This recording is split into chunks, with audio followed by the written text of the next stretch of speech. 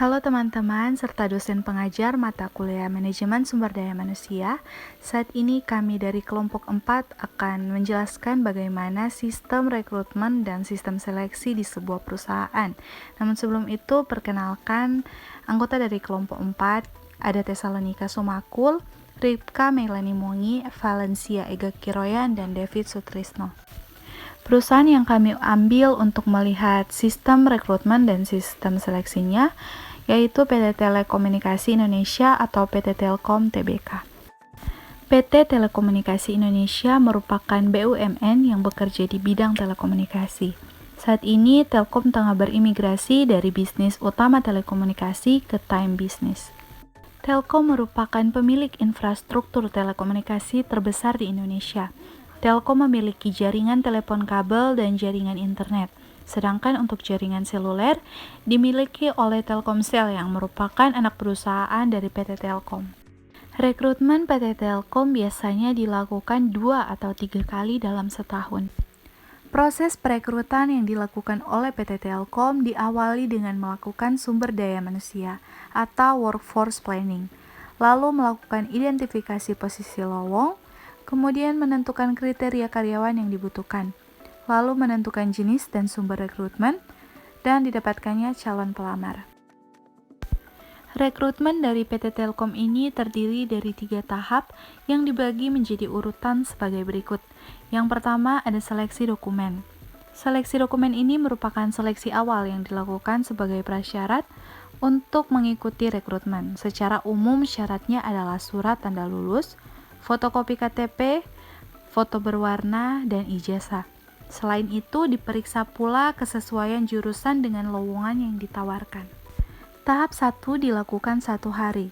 Di tahap yang pertama ini ada tahap tes IQ, yaitu tahap aptitude test yang terdiri dari tes numerik, verbal, dan gambar atau visual.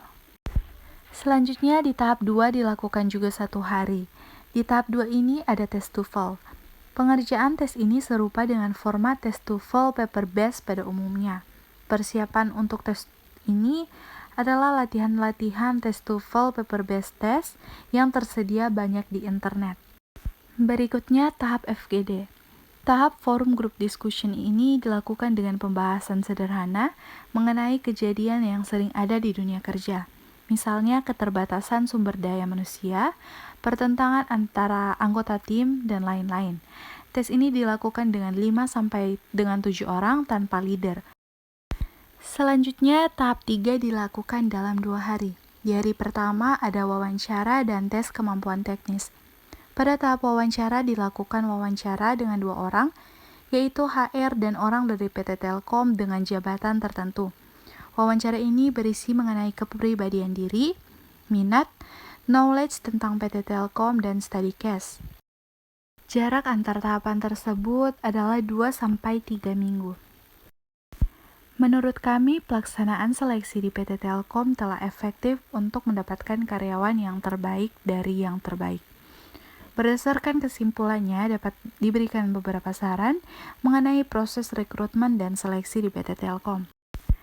Saran kami agar perusahaan dapat memperbaiki database dengan merancang sistem dan menyesuaikan kriteria yang diinginkan perusahaan sehingga penilaian dapat dilakukan dengan lebih cepat. Dengan memaksimalkan penggunaan database, proses perekrutan akan lebih efektif karena perusahaan dapat memperoleh lebih banyak pelamar yang berkualitas. Yang kedua, perusahaan sebaiknya memfokuskan pada rekrutmen kampus melalui undangan terhadap alumni dari universitas yang diminati saja, sehingga biaya yang dikeluarkan tidak terlalu besar. Ketiga, perusahaan dapat menggunakan karyawan outsourcing pada event-event tertentu yang bukan merupakan kegiatan inti perusahaan, agar biaya yang dikeluarkan perusahaan lebih rendah dibandingkan perusahaan mempekerjakan karyawan tetap. Sehingga perusahaan juga tidak perlu mengeluarkan biaya training untuk mendidik karyawan baru tersebut. Dan yang keempat, sebaiknya perusahaan melakukan penilaian bukan dengan diskusi kelompok, tetapi dengan stress interview untuk mendapatkan informasi apakah pelamar mampu menghadapi situasi yang penuh tekanan dengan tenang.